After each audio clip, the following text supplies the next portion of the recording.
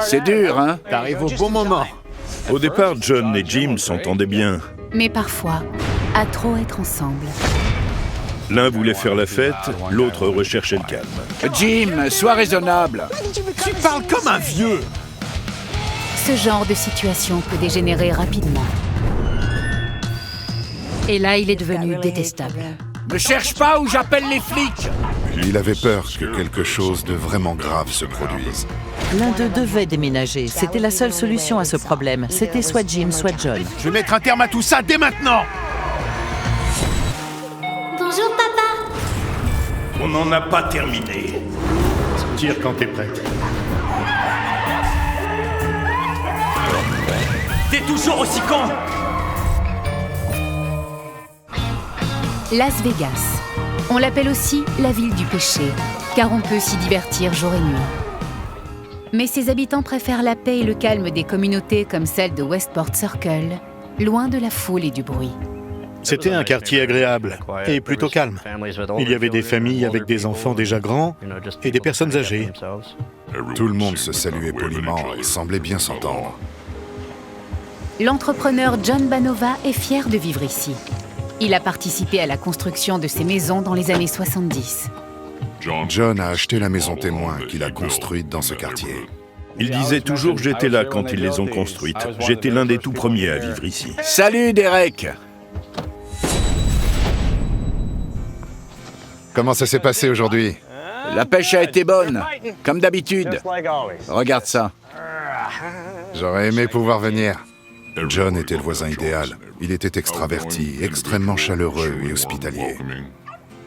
Attends.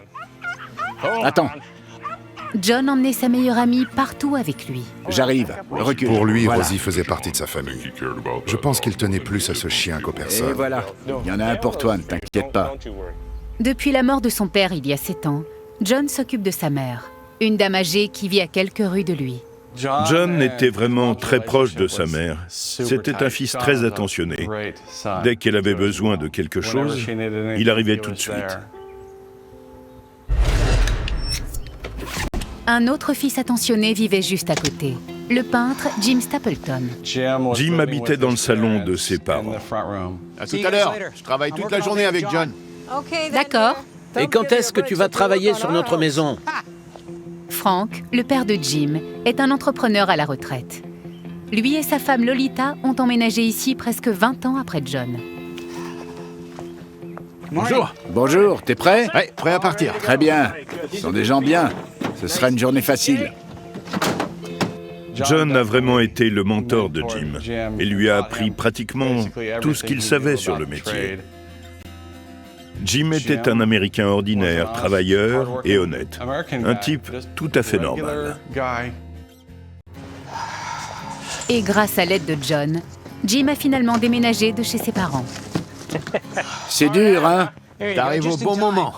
Par chance, Rob, le voisin d'à côté, cherche à louer sa maison. Bonjour. Un jour, j'ai dit que j'allais déménager et qu'il fallait que je trouve un locataire. Et là, il m'a dit que Jim cherchait une maison. Et ça s'est fait comme ça. Et voilà, Jim. Merci beaucoup. On reste en famille, comme ça se fait ici. Ouais, on peut visiter? Bien sûr, entrez. Jim est allé s'installer à 2 maisons de la nôtre, Ce qui était génial. Mais parfois, être si proche peut nuire au confort de chacun. Écrase, sale garce! Dégage de chez moi! Pendant un temps, tout le monde s'est accommodé de cette nouvelle situation. Jim aimait le fait d'avoir son indépendance. Il a fait beaucoup de travaux dans la maison et dans l'arrière-cour, mais il n'a pas touché à la façade. Au moment où Jim emménageait, il a trouvé un emploi stable. Jim a finalement décroché un emploi de peintre au département de maintenance de la Tour Trump. Au début, tout allait bien. Il allait au travail et rentrait à la maison. Cela a duré un certain temps. Tout semblait normal dans le quartier.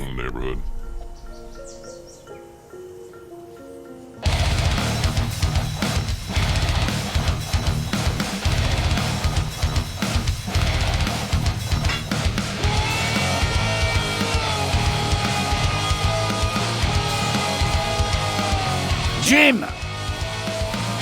Jim! Hey Jim! peux baisser un peu le son? T'es sérieux, là? J'essaie de me détendre un peu. J'aime écouter ma musique comme ça. Le bruit que faisait Jim dérangeait John. Il écoutait sa musique avec le son à fond. Jim, sois raisonnable. J'arrêterai pas, tu parles comme un vieux.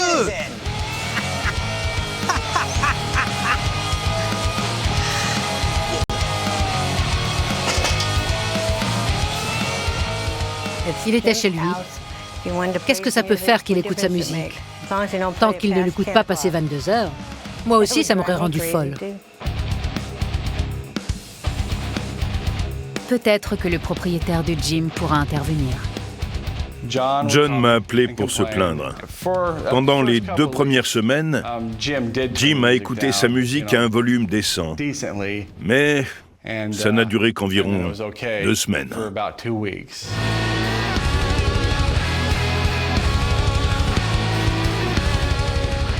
Mais au bout de 2 semaines, j'ai reçu un appel de John me disant « Rob, ça devient ridicule. Je pense que tu dois l'expulser. » Jim restait debout toute la nuit. Il bricolait dans le garage ou mettait sa musique assez fort.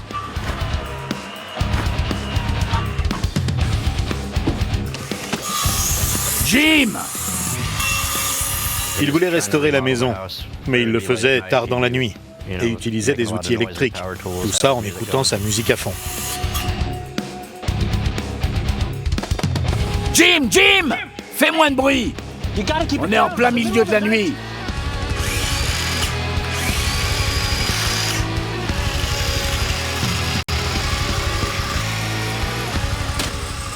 Il s'est énervé contre Jim et c'est à ce moment-là que tout a commencé. Là, il est devenu détestable.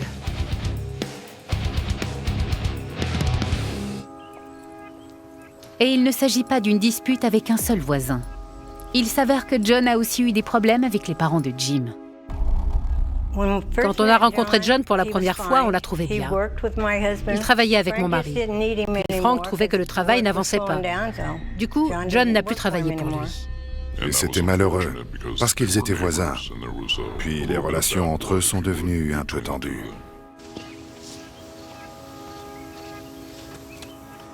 Salut Alan, t'as entendu ce vacarme? Ouais, ça a réveillé le bébé. La fenêtre de la chambre de mon bébé donnait sur le côté de leur maison. On devrait tous aller lui parler. Mais il n'est pas facile de mobiliser les gens sur Westport Circle. Je sais pas, j'ai juste... Peut-être qu'il écoutera si on est plusieurs. J'ai pas envie de m'en mêler. Si tu as besoin d'un coup de main, je t'aiderai. Mais je ne veux pas me mêler des affaires des autres afin de protéger ma famille. Dans ce conflit de voisinage, Jim ne veut pas passer pour le méchant. Jim commençait à perdre patience. Il ne m'appelait pas, mais on échangeait souvent par texto. Comme « John me cherche encore des ennuis ». Hé! Tu me dénigres auprès du voisin? Tu ne peux pas faire ça tous les soirs. Attention à ce que tu dis! Me cherche pas ou j'appelle les flics.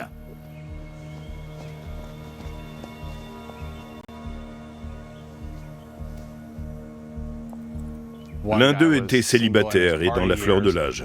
L'autre était presque à la retraite, et c'était ça le problème. L'un voulait encore s'amuser, et l'autre recherchait plutôt le calme.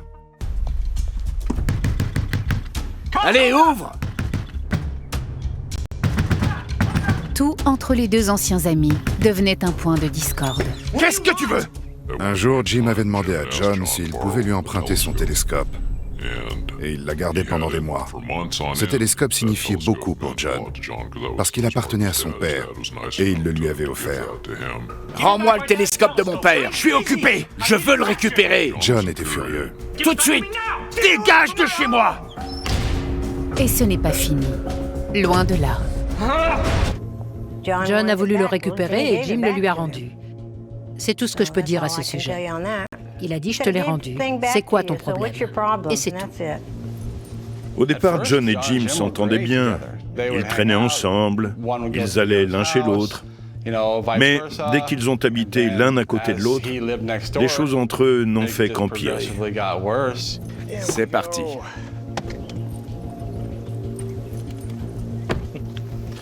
À plusieurs reprises, Jim a fait exprès de mettre ses poubelles au bout de l'allée de John pour qu'il ne puisse pas sortir son véhicule. Et ça l'a vraiment énervé.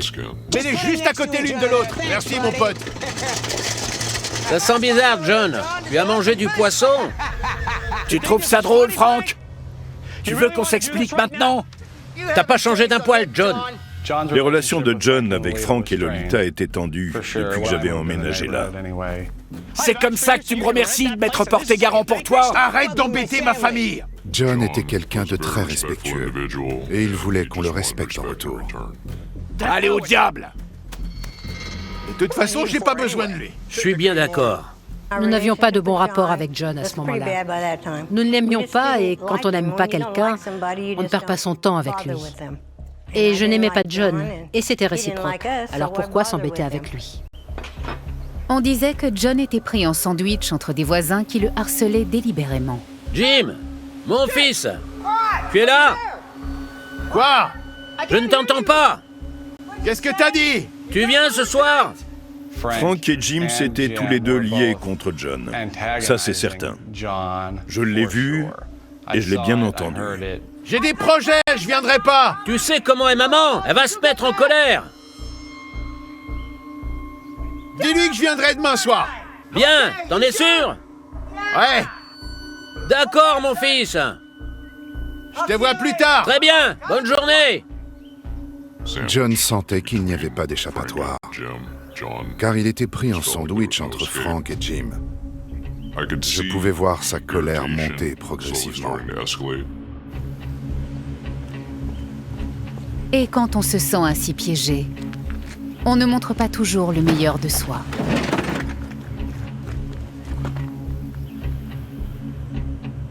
Qu'est-ce que tu regardes, sale garce? C'est quoi ton problème? Il a commencé à devenir agressif et il m'a insulté. Viens ici, mon pote! Je te parle, là! Tu ferais mieux de faire attention la prochaine fois! Tu sais pas ce qui t'attend! Mais pour qui il se prend? Mais pour les deux adversaires, il n'y a aucun moyen de prendre de la distance. Et la pression qui pèse sur John ne va faire qu'empirer.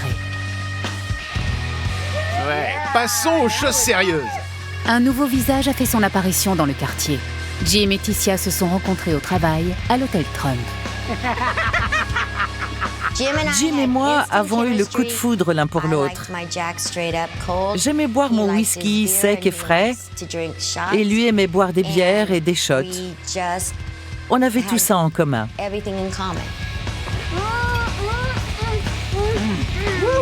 C'est génial! Lors de cette fête, tout se passe bien. Ou presque. Jim m'avait dit qu'il avait un différend avec le voisin d'à côté, John, et que je ne devais pas lui adresser la parole.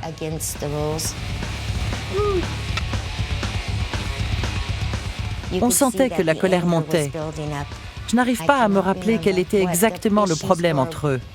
Je sais juste que Jim méprisait John. Et le sentiment est réciproque. Malgré les nuits blanches et la tension croissante, les habitants de Westport Circle conservent leurs petites habitudes. Pour John, cela signifie une visite quotidienne à sa mère. La mère de John avait besoin de lui pour tout. Il allait voir sa mère tous les matins.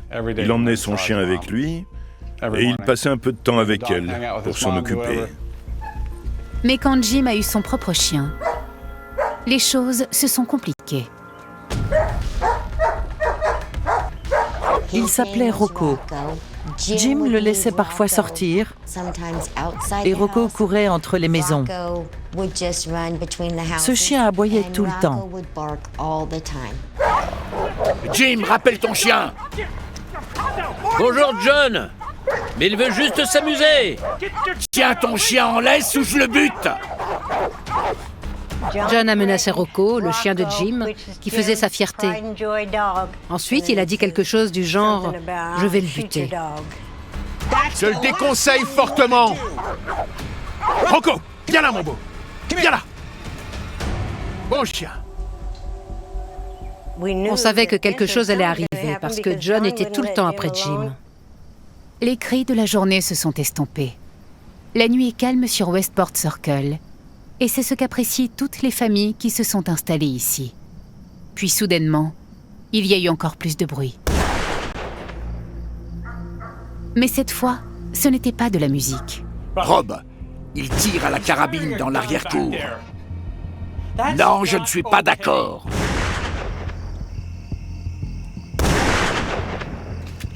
J'ai reçu un appel de John cette nuit-là me disant que Jim tirait à la carabine dans le jardin.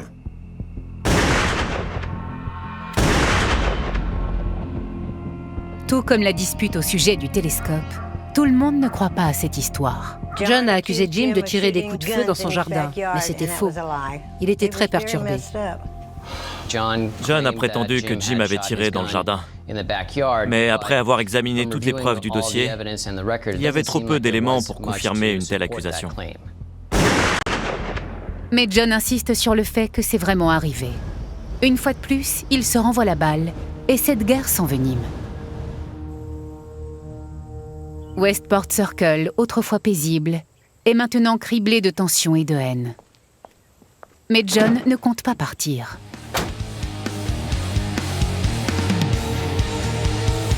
Il vit ici depuis des décennies, et c'est ici qu'il veut finir ses jours.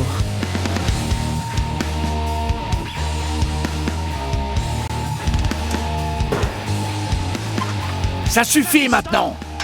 Qu'est-ce que tu fais là? Tu me rends fou, arrête ça! Sors de chez moi! Baisse le son et arrête ou tu vas t'en prendre une! Si John n'était pas venu sans être invité, ça ne serait jamais arrivé.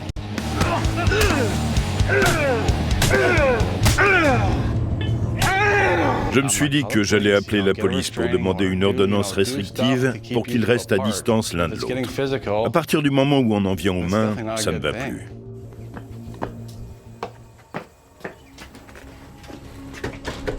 Derek! Derek! John! Qu'est-ce qui s'est passé? Aide-moi, s'il te plaît. Viens, assieds-toi là. John se tenait là, le nez en sang et le visage gonflé. Il s'est déchaîné sur moi. Je suis allé lui dire de baisser sa musique et il m'a frappé. Les tensions sont à leur comble. Cette fois-ci, ils ont appelé la police. Il m'a frappé en premier. Ce monsieur-là? Oui, lui. Il va me tuer, Il a donné le premier coup de poing. Restez là où vous êtes. Même pour des amis présents, il leur est impossible de dire comment la bagarre a commencé. Jim a dit que ça ne me regardait pas. John n'a pas voulu me dire non plus la raison pour laquelle c'est arrivé. Il a juste dit « il m'a attaqué sans raison ». Mais je n'y crois pas. Encore une fois, tout le monde a une version différente de l'histoire. John a franchi le portail de l'arrière-cour et je ne sais pas exactement ce qu'il a dit, mais c'était pour dire du mal de Frank, le père de Jim. Et il lui a dit « Je t'interdis de parler de mes parents. » T'es un sale menteur, tout comme ton vieux père. Et il s'en est pris à Jim. Mais Jim n'est pas du genre à se laisser faire. Tu sais ce que tu as fait. T'es venu dans mon jardin. Restez là où vous êtes. Je ne plaisante pas. Vous voulez porter plainte? Oui. Vous avez entendu ça? Retournez chez vous tout de suite. Dites-moi ce qui s'est passé. Il a parlé à quelqu'un de la police et il était sur le point de demander une ordonnance restrictive. La demande de John pour une ordonnance restrictive n'a jamais été accordée. On aurait dit que ça n'avait aucun intérêt pour les forces de l'ordre. C'est comme s'ils avaient dit « Les voisins se disputent tout le temps. Personne n'est en danger de mort. » Ils n'étaient plus amis et ne se parlaient plus. Pour John, c'était la goutte d'eau qui avait fait déborder le vase.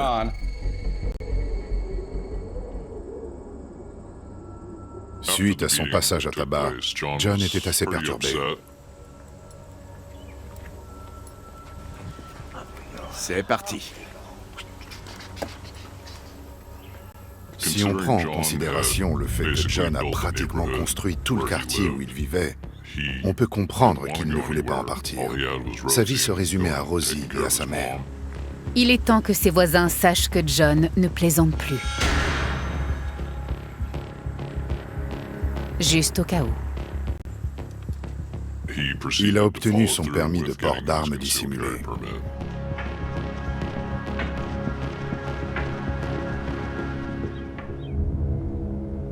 Il avait peur de Jim. Et il a dit « il me fera plus de mal ». C'était ses mots exacts. À partir de ce jour-là, John portait un pistolet sur lui, en permanence. C'était comme ça.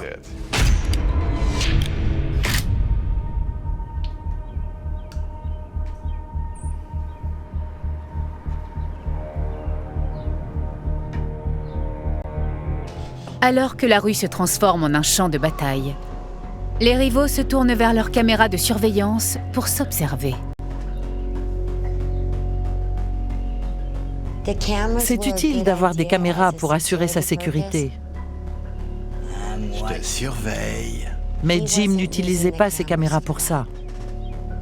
Il s'en servait pour espionner ses voisins, tels que John. Il s'installait devant ses écrans de contrôle et il regardait la vidéo pour voir si quelqu'un s'était approché, pour voir à quelle heure je rentrais ou à quelle heure j'étais sorti. John était inquiet que sa maison ou son véhicule soit vandalisé. Il ne pensait pas un jour devoir en arriver là. Il n'aurait jamais imaginé que ce quartier allait changer à ce point et qu'un jour, il aurait besoin d'installer une vidéosurveillance chez lui.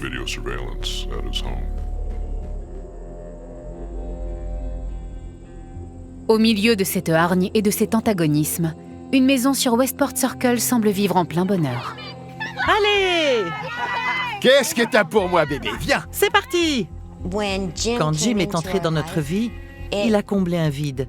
Tout le monde était heureux. J'étais heureuse et ma fille aussi. Donc, quand j'ai emménagé avec lui, c'était comme si nous avions fondé une famille.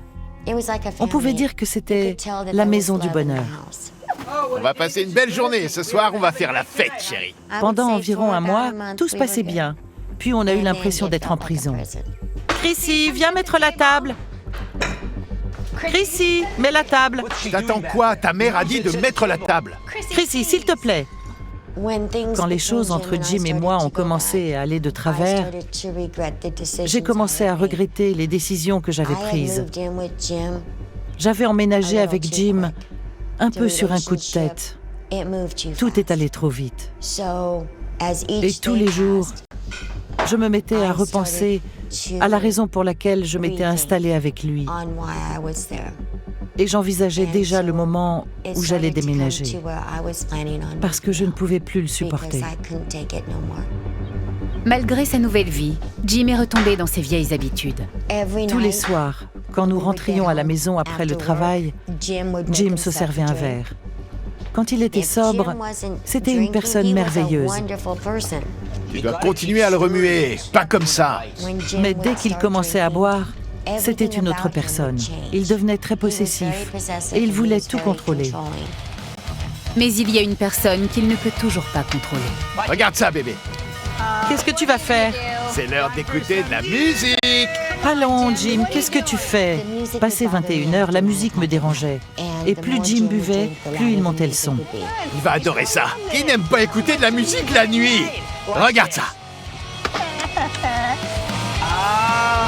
T'en penses quoi, Banova? T'aimes ça? J'étais vraiment à bout. Et alors que j'étais assise là, j'ai réalisé que j'étais en train de me tuer à petit feu avec la boisson. Allez, bois quelque chose. T'es moins marrante depuis que tu bois plus. C'est à ce moment-là que j'ai décidé d'arrêter de boire. Et là, notre relation s'est dégradée. Si t'aimes pas ça, rentre. Moi, je m'amuse bien. Johnny et moi, on fait une fête ce soir. Johnny, comment tu trouves la musique, mon pote? On fait la fête? Pour John, la fête est terminée depuis longtemps. Et le pire reste encore à venir. Il y a eu un autre incident entre Jim et John. Jim était devant sa maison tard dans la nuit.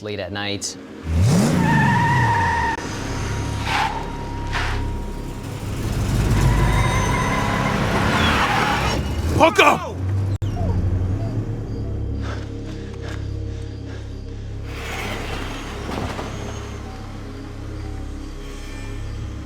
Hé!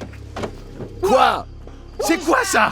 De quoi? Si tu touches à mon chien, tu vas avoir un problème. C'est ça. Tu verras bien.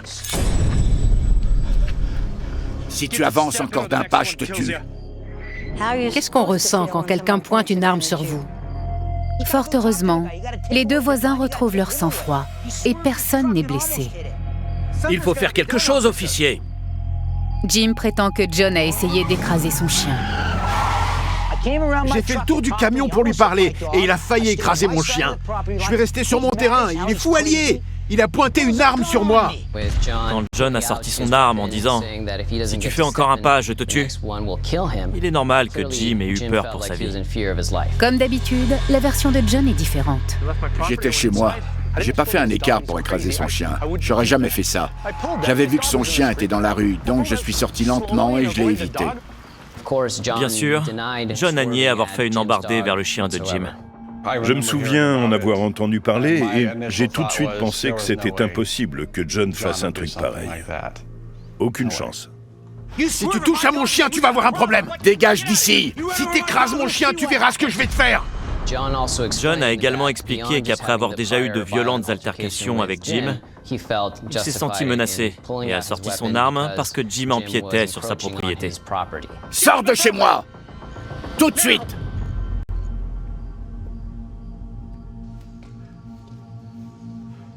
Il a quitté ma propriété, il est rentré, c'est tout.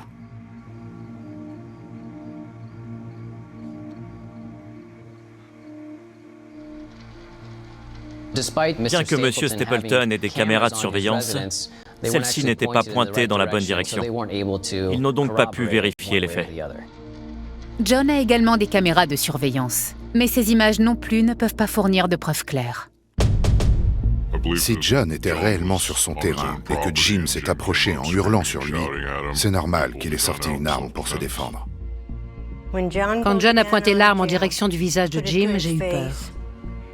C'était quand même assez effrayant. C'est tout ce que je peux dire. J'étais effrayée. J'avais vraiment peur. Quand quelqu'un pointe son arme, c'est qu'il compte s'en servir. Et là, je me suis demandé ce que je faisais ici. J'ai vu beaucoup de séries policières à la télé qui parlent des problèmes de voisinage, mais on ne s'attend pas à ce que ça arrive près de chez soi. Je ne sais pas si l'un des voisins a essayé d'aller parler à Frank. Je pense qu'il ne voulait pas s'en mêler. Il devait se dire « Ce ne sont pas mes affaires ». Mais j'étais proche de John, et je connaissais toute l'affaire. Et comme Frank vivait à une maison de la mienne, je suis allé le voir pour lui parler de ce qui se passait, de ce que j'avais vu. Et là, il m'a fait un doigt d'honneur et il m'a dit « Tu m'emmerdes, c'est mon problème, pas le tien ». Le stress de vivre à côté de John déchire la vie de famille de Jim. Ses démons intérieurs ne font qu'empirer les choses. Jim! C'est pas parce que tu bois plus que je dois faire pareil. Il affrontait sa peur en se servant un verre. S'il n'avait bu qu'un verre de temps en temps, j'aurais pu comprendre, parce que ça détend. Mais il buvait tous les soirs, et les week-ends, il ne faisait que ça. Et après 3, 4 ou 5 verres, il n'était plus le même. Il se mettait en colère, il s'énervait pour un rien. C'était une personne totalement différente. Il n'était plus le même Jim que le matin. Et c'était comme ça tous les jours. Tous les jours. Vous allez où? On va au magasin. C'est pas sûr, je vais y aller. Mais enfin! J'ai dit que j'irai.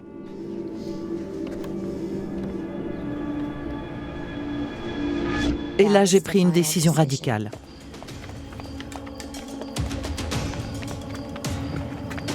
Il voulait tout contrôler. Il était devenu jaloux et possessif. J'ai commencé à avoir peur. Et ma fille avait peur également. Quand il est sorti de la maison, j'ai décidé de m'enfuir.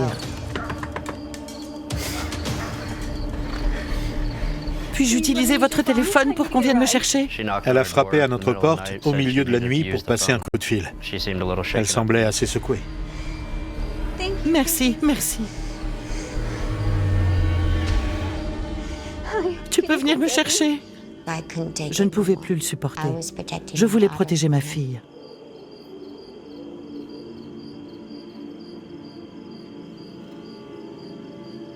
Après que sa petite amie est partie, ça a été la dégringolade pour Jim.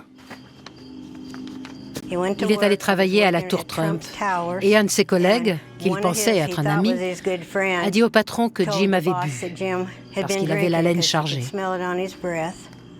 Jim doit se soumettre à un test obligatoire de dépistage de drogue et d'alcool. Même si les résultats sont confidentiels, l'issue était connue d'avance.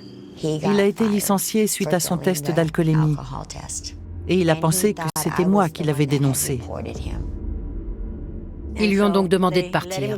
Puis il est rentré chez lui et a commencé à boire. Et c'est là que tout a commencé. Il a bu durant tout le week-end. Et au cours de ce week-end, il a bu pendant 27 heures d'affilée, ce qui est un temps terriblement long. Jim s'est en quelque sorte replié sur lui-même et n'est jamais sorti de cette attitude, sauf pour aller embêter John. John était à cran à cause de tout ça. Il a déclaré qu'il gardait une arme à côté de son oreiller. John prétend que Jim continue de le tourmenter. Il avait peur que quelque chose de terrible se produise. Prends ça, vieux crouton! J'ai quelque chose pour toi! Certains ont déclaré que Jim n'a jamais nargué son voisin avec des insultes ou jeté des pierres sur sa maison. Sa belle-mère a dit qu'elle lui avait demandé de garder ses distances. Je lui ai dit de ne pas s'approcher.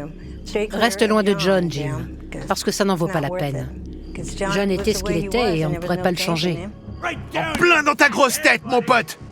Rob, écoute-moi. C'est de pire en pire. Il va de plus en plus mal. Rob, tu dois l'expulser.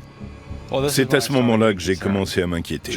John était de plus en plus sérieux, et c'est la première fois qu'il a dit « Rob, l'un de nous va finir par tuer l'autre si tu ne l'expulses pas. » Ou quelqu'un va mourir.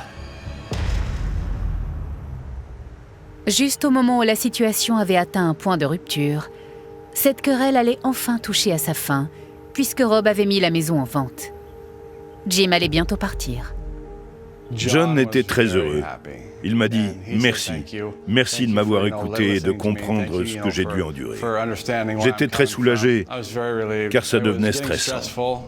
Quand Jim a appris que la maison avait été mise en vente, il s'est mis en colère. Il pensait qu'il avait le droit d'y rester aussi longtemps qu'il le voulait.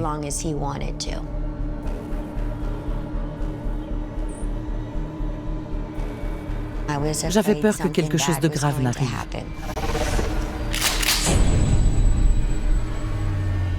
Le 7 mai 2015, je me suis levé ce matin-là comme tous les autres matins. Je me suis fait un café, je me suis préparé pour aller travailler et je suis parti. Donc ce matin-là, j'ai ouvert la porte d'entrée et j'ai entendu de la musique qui venait de l'autre côté de la rue. C'était du heavy metal très sombre et j'ai compris que Jim n'était pas dans un bon jour. Quand je me suis levée, j'ai vu que j'avais reçu des SMS de Jim. Il disait que son problème avec son voisin allait être résolu parce qu'il n'en pouvait plus.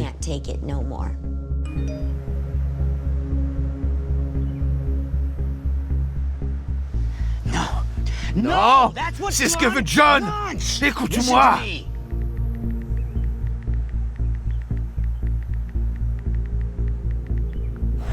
Je vais mettre un terme à tout ça dès maintenant! Quand j'étais en couple avec Jim, il ne faisait que parler, parler et parler. Quand il a envoyé ses messages, j'ai pensé qu'il faisait ça pour attirer l'attention. Le 7 mai 2015, j'ai fait ce que je faisais tous les jours. Je me suis levée, j'ai fait couler le café. Il y avait un beau soleil ce jour-là. Frank et moi prenions le petit déjeuner et Jim est arrivé. Il avait la gueule de bois. Il n'était pas ivre, mais il avait la gueule de bois. Jim fait une confession surprenante au cours du petit déjeuner. Il a une arme cachée dans son véhicule. On ne savait même pas qu'il en avait une. Par sécurité, Frank lui demande de la lui remettre. Frank lui a dit « Allons la chercher ». Pendant que Jim et Frank récupèrent l'arme, John est déjà sorti de chez lui pour aller voir sa mère. Tu vas encore sortir une arme à feu? Vas-y. Ferme-la, Jim. Tu es ivre, tu cries. Continue comme ça. Tais-toi. T'as perdu la tête, John? Ferme-la, sale garce. Là, il a commencé à m'insulter et Jim lui a dit « Parle pas comme ça à ma mère ou je vais te corriger !» Après cet incident, nous pensions que c'était fini. Jim et Frank sont allés chercher l'arme pour la rapporter à la maison.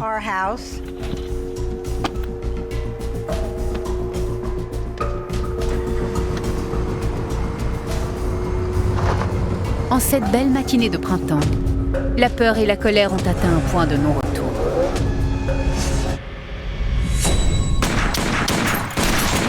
Je n'aurais jamais pensé qu'une chose pareille arriverait pile en face de chez moi. En l'espace de quelques secondes, la communauté de Westport Circle est déchirée. J'ai vu le camion de John à moitié sorti de l'allée, au milieu de l'impasse. Et on aurait dit que la fenêtre côté conducteur était brisée. Je me suis tout de suite dit « Oh mon Dieu, mais qu'est-ce qui s'est passé ?» J'étais horrifié. Je n'arrivais pas à y croire. Je n'ai jamais connu personnellement quelqu'un qui s'est fait tirer dessus. C'était vraiment effrayant. Le fait de connaître les personnes impliquées et de savoir que ça s'est passé juste en face de ma maison. Et là, tout le film a commencé à défiler dans ma tête. Les appels de John pour me parler de Jim. Et là, je me suis dit, oh merde, j'aurais pu éviter ça, j'aurais dû dire quelque chose d'autre. Je ne savais même pas quoi penser. C'était dingue. John a été blessé au visage par un fusil de chasse. Et ça s'annonçait mal pour lui. Jim a également été touché par une balle dans la poitrine et une dans l'avant-bras droit. En voyant ça, j'étais pétrifiée. Mais j'ai pris le téléphone pour appeler les urgences. Après la fusillade, Jim est venu dans notre garage et il s'est assis contre le mur mitoyen à celui de la maison de John. Jim ne disait plus rien. Il s'est juste assis là en attendant la police. Quelques minutes plus tard, les ambulances emmènent John et Jim à l'hôpital. La balle l'a frappé à environ 5 ou 6 cm du cœur, ce qui veut dire qu'il aurait pu y rester. Jim a survécu à ses blessures et il est bientôt transféré de l'infirmerie au centre de détention du comté de Clark. Quand je pense qu'il m'a envoyé ces messages et que je n'ai prévenu personne, je n'ai alerté personne, je me sentais coupable. Je suis restée assise dehors pendant des heures et j'ai été envahie par un immense sentiment de culpabilité. Puis je me suis effondrée en larmes, alors que je ne pleure jamais. J'avais l'impression d'être responsable de ce qui s'était passé, parce que j'aurais pu l'empêcher. À l'hôpital, John Banova se bat pour rester en vie. La première fois que je suis allé lui rendre visite aux soins intensifs, ils m'ont dit qu'il était dans le coma. John est resté sous assistance respiratoire pendant environ une semaine. Puis, ils l'ont déclaré en mort cérébrale. Et ils ont dû le débrancher. Ça m'a rendu furieux que cela arrive à quelqu'un d'aussi gentil. Quand j'ai appris que John était décédé, j'ai réalisé tout le mal que Jim lui avait fait. Je lui faisais confiance et il aurait pu faire pareil à ma fille et à moi-même. Je ne comprends pas comment j'ai pu confier ma fille à cet homme. Je n'arriais pas à y croire. C'est horrible. Je pensais... J'aurais préféré que ce soit juste une blessure superficielle et que tout le monde s'en sorte. J'ai été très en colère à ce moment-là. Et j'en ai voulu à Jim pendant très longtemps. Jim Stapleton est accusé de meurtre au premier degré. Au tribunal, son avocat plaide la légitime défense et se sert des vidéos de surveillance de la maison de John Banova pour argumenter sa plaidoirie.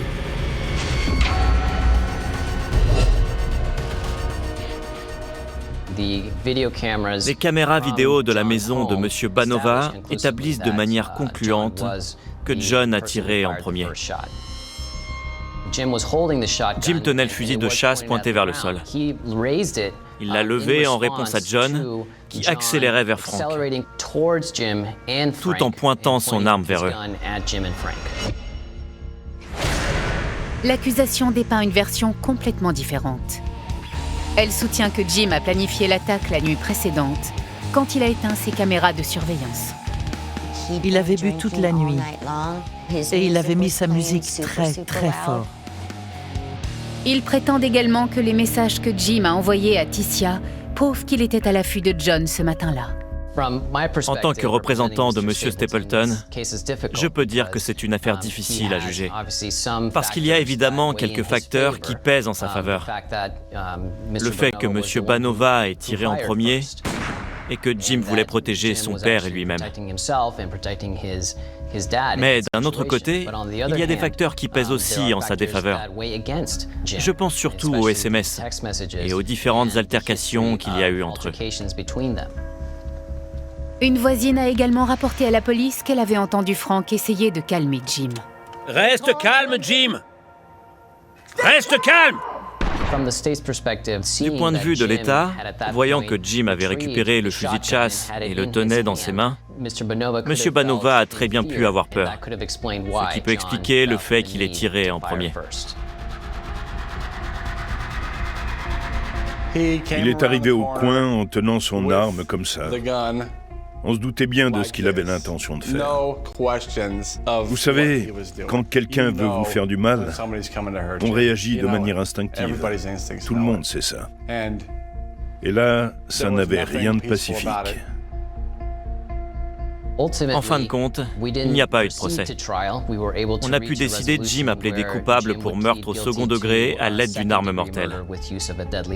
Donc il a pu éviter la perspective de perdre sur une accusation de meurtre au premier degré. Mais quand même, c'est difficile parce que finalement, Jim a dû accepter la responsabilité d'une accusation très grave qui l'a finalement obligé à purger une peine de prison très importante. 2 ans après le meurtre, Jim Stapleton est condamné à un minimum de 14 ans de prison. La Cour ne l'a pas vu sous le même angle que nous. Ce sont les SMS qui l'ont fait tomber. Quand j'ai découvert que Jim avait tiré sur John, j'étais en état de choc. Je me suis sentie coupable. J'aurais pu appeler quelqu'un, mais je ne l'ai pas cru. Rien que de savoir que j'avais mis ma fille en danger, il n'y a pas de mots pour exprimer ce que je ressens. Il aurait pu me tuer, ou même ma fille. Jamais je n'aurais imaginé qu'il en arriverait là. Je pensais qu'ils finiraient par se battre, que l'un d'entre eux irait en prison et que ça finirait comme ça. Et puis, tout le monde aurait retrouvé son calme. La vie aurait repris comme avant et ça se finirait comme ça.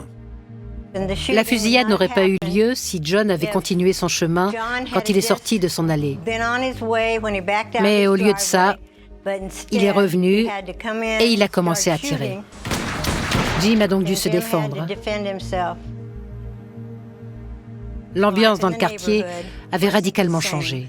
Les voisins ne nous ont plus adressé la parole parce qu'ils nous reprochaient ce que Jim avait fait. Je veux que les gens sachent que je suis une bonne personne et que je n'ai rien à voir avec ce qui s'est passé. Jim avait la quarantaine et c'était un adulte. Je pense que Jim devrait sortir de prison parce que je pense qu'il a bien retenu la leçon. C'est une bonne personne et un travailleur acharné. Mais après cet incident avec Jim, la santé de Frank a commencé à décliner. Frank est devenu un ermite. Frank Stapleton décédera 10 mois après cette fusillade mortelle. Avec la perte tragique de 2 voisins bien-aimés, le visage de Westport Circle a changé pour toujours. Je pense que ce que l'on peut retenir d'un cas comme celui-ci, c'est que ce genre de tragédie a des répercussions sur tout l'entourage. Évidemment, il s'agit d'une personne qui perd la vie et d'une autre qui perd sa liberté. Et quel que soit le côté où vous vous trouvez, que ce soit un meurtre justifié ou non, le fait est que cela bouleversera la vie de toutes les personnes impliquées dans l'affaire. Après la fusillade, on est devenus tous un peu méfiants. J'ai remarqué qu'on allumait beaucoup plus les lumières de nos Porsche qu'auparavant. Ça a complètement changé la dynamique de la rue. On a quitté le quartier en mars 2018. En tant que père de famille, je ne voulais pas élever mes enfants dans un endroit où il y a eu des meurtres et des problèmes de violence. Je vis toujours là et j'y vivrai jusqu'à ma mort. C'est ma maison. Ce matin-là, John se rendait comme tous les matins chez sa mère. Quand je lui en ai parlé, elle s'est décomposée. On n'est pas censé perdre son enfant. Ce que j'ai pu lire dans son regard m'a littéralement dévasté.